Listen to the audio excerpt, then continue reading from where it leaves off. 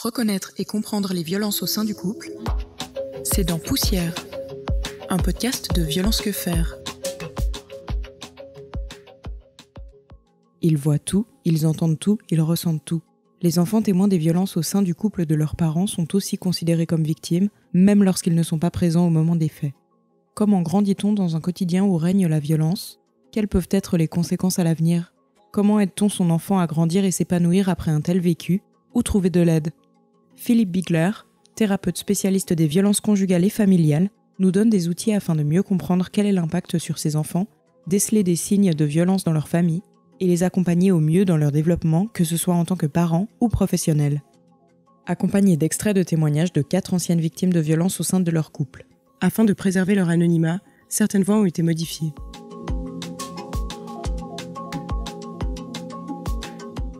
C'est vrai qu'un enfant qui est témoin mais pas victime directe, ça fait longtemps qu'on demande aux professionnels de le considérer comme une victime directe. C'est important de savoir s'il y a eu des violences directes sur l'enfant, mais de se dire que l'enfant témoin, il a les mêmes séquelles. De mettre le mot victime pour l'enfant qui reçoit lui-même de la violence, mais pour l'enfant qui est témoin. Sont des victimes à part entière et ils ont besoin de soutien et de soins. Par ailleurs, on sait aussi que dans des systèmes de violence conjugale, les auteurs ont tendance à avoir une éducation beaucoup plus dure et ont tendance à recourir à la violence aussi envers leurs enfants, même si ce n'est pas de la violence physique. Une autre difficulté, c'est que la violence psychologique est moins connue, moins reconnue et souvent les auteurs vont dire « mais je n'agis aucune violence sur mon enfant », puisque pour eux, la violence, ça sera plutôt de la violence physique, des coups, des claques, et la violence psychologique ne fera pas partie de ce qu'ils ont identifié comme violence. Les parents disent souvent « Ah, mais c'était le soir, ah, mais il était dans sa chambre ». On sait bien que les enfants, et maintenant c'est prouvé scientifiquement, sentent, perçoivent, et même s'ils ne sont pas à domicile, la violence et sont tout le temps dans cette anxiété-là. Il a commencé à m'étrangler jusqu'à que je perde connaissance. Sachant que pendant tout ce temps, ma fille, elle était réveillée, mais elle pleurait pas. Parce qu'elle savait très bien ce qui se passait et elle savait très bien qu'elle pouvait rien dire. Si elle disait quelque chose, ça allait être pire. Jusqu'à ce que je puisse m'échapper et aller dans la chambre. Il a pris un marteau et il avait commencé à casser les meubles qu'il y avait dans la chambre de la petite. Par miracle, il a pas touché à la petite. Moi, j'ai vu la figure de mes enfants changer parce que son père était rentré à la maison. La difficulté pour ces enfants, c'est l'incertitude. C'est-à-dire que quand l'auteur rentre à la maison, la vie se fige. Et suivant comment il va pousser la porte, suivant comment il la va fermer, l'enfant va savoir qu'il va se passer quelque chose, sauf qu'il ne saura pas quand. Et c'est cette incertitude. Quand est-ce que ça va exploser ? Quand est-ce que la violence va être déclenchée ? Et tout le monde va complètement se formater pour essayer que la violence ne se déclenche pas. Mais elle va quand même se déclencher.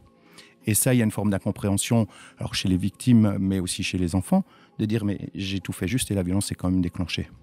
D'où l'importance d'apprendre et de répéter beaucoup que les victimes ne sont pas responsables et les enfants ne sont jamais responsables de la violence qu'ils subissent. Une difficulté aussi pour l'enfant confronté à la violence, c'est d'avoir les auteurs de violence ne sont pas que des auteurs de violence. Les victimes de violence ne sont pas que des victimes de violence. Un auteur de violence, ça a aussi des moments où il va être tendre, où il va être rigolo, où il va être joyeux. Donc c'est vrai que c'est aussi là où ces repères vont être faussés en disant mais des fois c'est super, puis des fois j'ai peur pour ma vie. Et c'est difficile de se construire dans cet environnement-là, mais c'est difficile aussi de dénoncer parce que d'une part il y a cet attachement, mais d'une part il y a aussi des bons moments. Et il faut savoir que plus on est confronté à la violence, plus les repères s'érodent, s'effritent. Et donc quelqu'un qui est beaucoup confronté à la violence dans son enfance, pour identifier que c'est de la violence, ça ne sera plus des insultes, ça ne sera plus du harcèlement, mais ça sera vraiment que des coups. Donc c'est vrai que c'est important quand on parle avec des enfants, avec des adultes aussi, de ne pas seulement utiliser le mot violence, mais de définir ce que c'est pour chacun. Il disait que ça allait très bien comme ça, dans les familles, c'est comme ça, on n'a rien de spécial, notre famille, elle est normale, c'est comme ça dans toutes les familles, etc. Il me disait, ils avaient entendu un couplet de rap de Nishka qui disait « Ils m'ont dénigré, c'est la putain de vérité, excusez-moi mon vocabulaire. Et puis il me disait, mais c'est quoi dénigrer?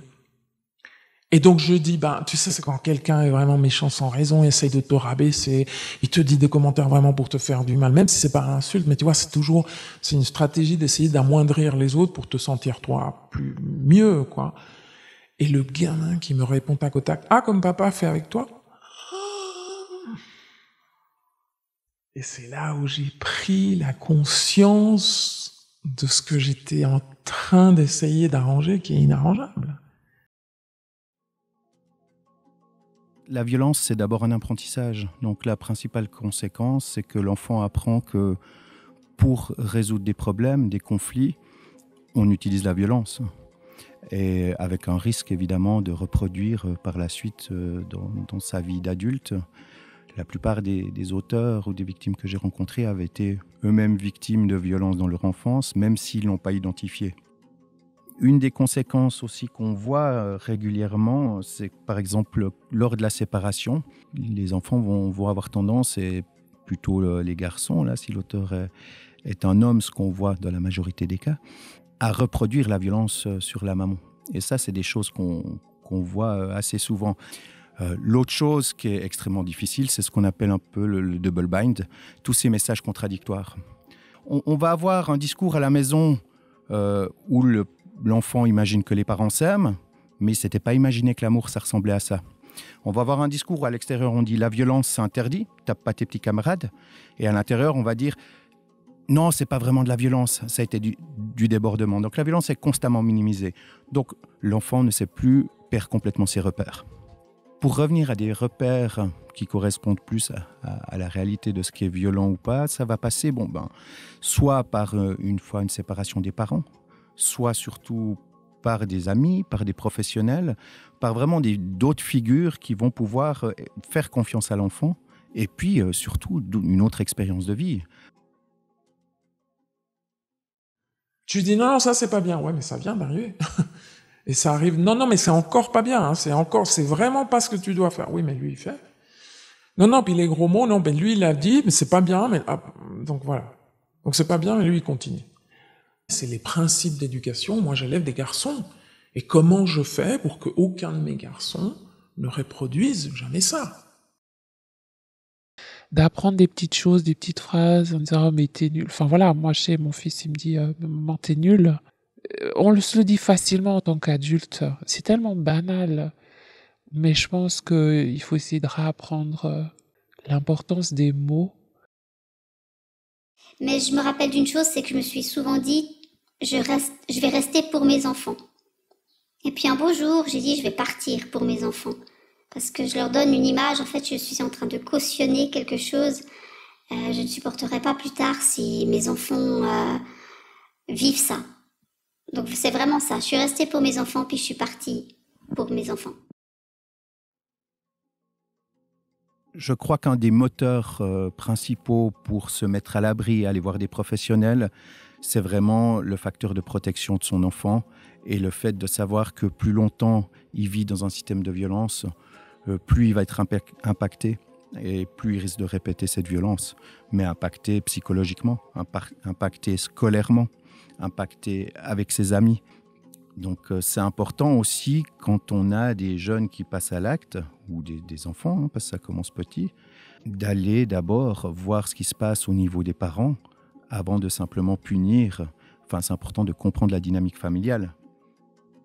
C'est pas simple à repérer un enfant qui vit dans un environnement violent sur l'extérieur parce que tous les symptômes pourraient aussi être des symptômes d'autres troubles ou d'autres difficultés. Mais ça peut être une hyperagressivité, un repli sur soi-même, un enfant qui ne veut pas rentrer à la maison. À l'adolescence, on passe plus sur des actes qui peuvent être plus démonstratifs, de la délinquance, des fugues, des agressions, les violences dans les relations amoureuses. On repère assez tôt les couples d'adolescents qui se mettent ensemble et qui agissent de la violence.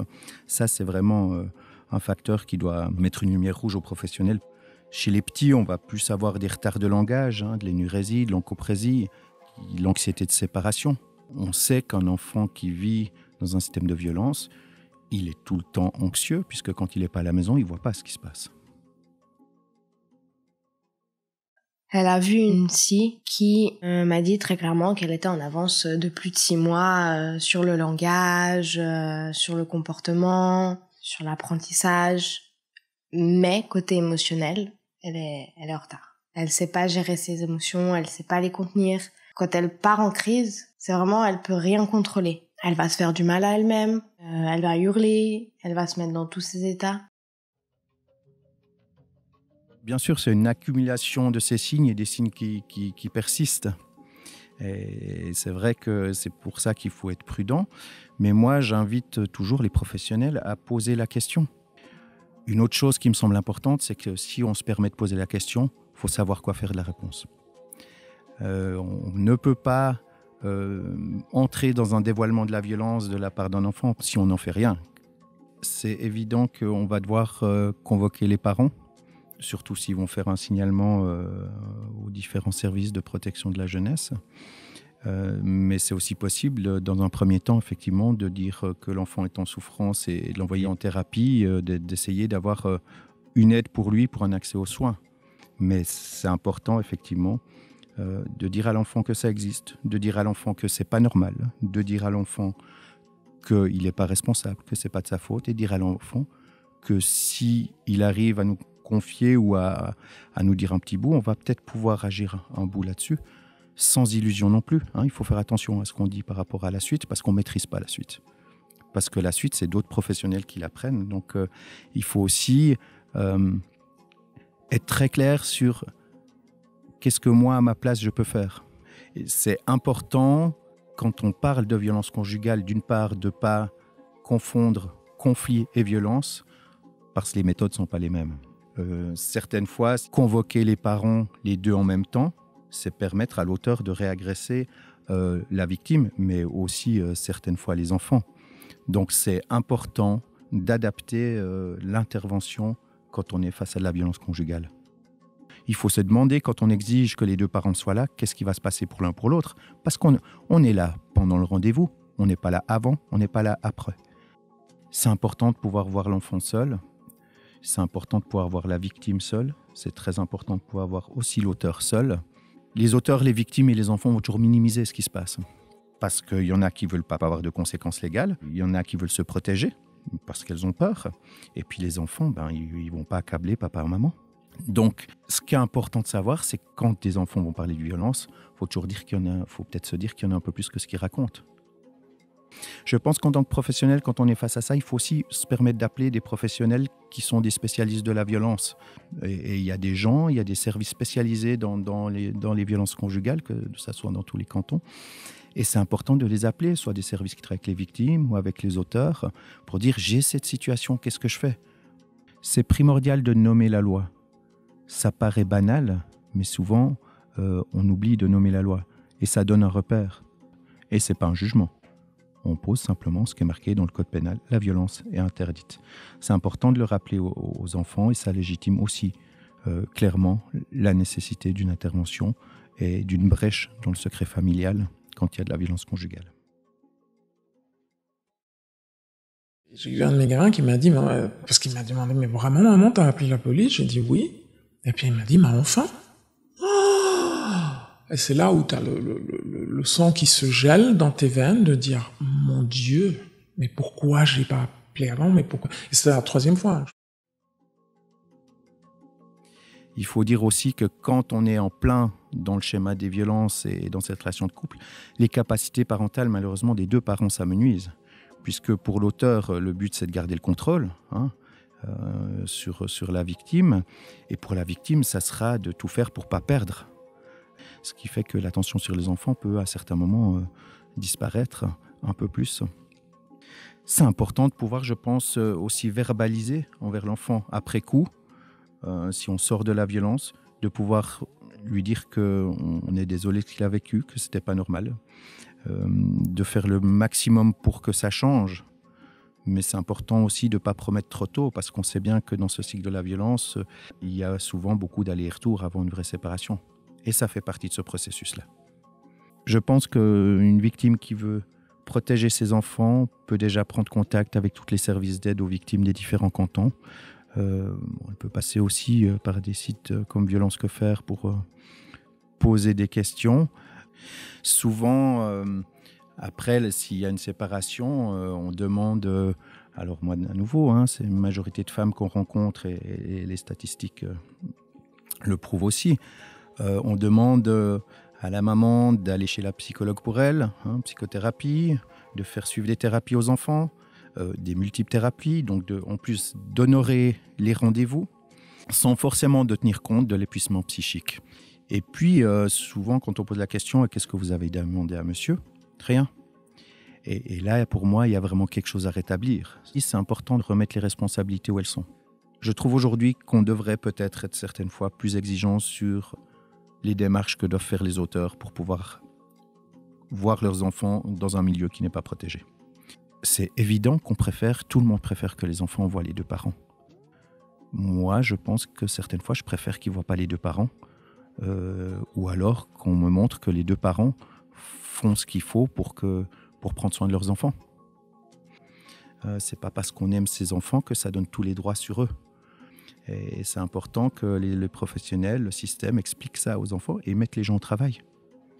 Et si les gens ne veulent pas se mettre en travail, ça donne des indications aux professionnels par rapport au fait de savoir si l'enfant sera en danger ou pas. Heureusement, je pense que c'est possible de changer, mais ça demande de l'investissement et c'est pas un chemin facile. Le changement, ça se voit sur des années, sur quelque chose de durable et sur des vraies démarches qui n'ont pas duré 3 rendez-vous chez un ou une psychologue. Pour moi, c'est une première indication.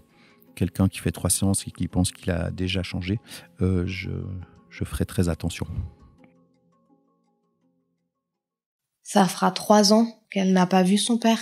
Elle en souffre, je le sais, mais elle en parle pas souvent. À l'aide d'une psychologue, j'ai pu lui expliquer que non, c'était pas possible pour sa sécurité, que si un jour son père se soigne et montre par A plus B qu'il est convenable de tout ce... je pourrais pas refuser. C'est son père biologique, donc même s'il part pendant 5 ans, quand il veut revenir, il peut revenir. Mais il faut pour ça qu'il arrête de prendre toutes ces drogues, qu'il soit soigné pour ses maladies et qu'il mette pas en danger la vie de ma fille, en fait. La vie et puis le mental de ma fille aussi. Aujourd'hui, certaines fois, on parle aussi par rapport aux enfants d'aliénation parentale. C'est un terme qui est encore utilisé et qui, pour moi, est un terme vraiment qu'on doit bannir, qui n'a jamais été validé. Le gros problème de l'aliénation parentale, c'est que tout ce qui est décrit comme aliénant pour un parent, c'est-à-dire empêcher l'enfant de voir son autre parent, c'est exactement les mêmes facteurs de protection. Donc, c'est un cercle vicieux et c'est très utilisé aujourd'hui par les auteurs de violence en disant, vous voyez, mon ex-femme manipule complètement les enfants. Alors, je ne dis pas que ça n'existe pas, c'est le terme qui ne va pas. Bien sûr que dans certains divorces, des enfants sont manipulés, mais à nouveau, les proportions sont tellement minimes et du fait de ces petites proportions, ça enlève toute la crédibilité aux 95% des gens qui veulent juste protéger leurs enfants. Que ce soit des femmes ou des hommes d'ailleurs. Et il y a vraiment une protection du parent défaillant, pour le dire gentiment, de tous ces organismes, de la loi, de tout le monde. Non, un père doit voir ses enfants, même s'il s'en occupe pas, même s'il s'en fout, même s'il a tapé. Non, mais c'est le père. Alors que ses enfants, ils veulent pas. Alors, c'est quoi le futur? C'est ça la question. Parce que mes enfants, ils me demandent ça. Il faut qu'ils fassent des rendez-vous avec je sais pas qui. Mais maman, on veut plus rien faire, mais on en a marre. C'est quand la fin? C'est quand que je peux dire que je veux pas aller voir papa? La majorité des enfants qui subissent la violence ne vont pas la reproduire. Ils vont trouver ce qu'on appelle des tuteurs de résilience, ils vont trouver des figures significatives pour elles, ils vont trouver peut-être eux-mêmes à l'adolescence, à l'âge adulte, les ressources pour faire un travail sur eux. L'être humain est fort et a de grandes capacités de changement. Donc c'est vrai que je pense que ça se fait beaucoup au travers de rencontres, au travers de profs d'école qui peuvent être significatifs, de thérapeutes, d'amis, de voir d'autres exemples. Et puis même après, au travers d'un développement personnel qui fait qu'on ne va jamais reproduire ça.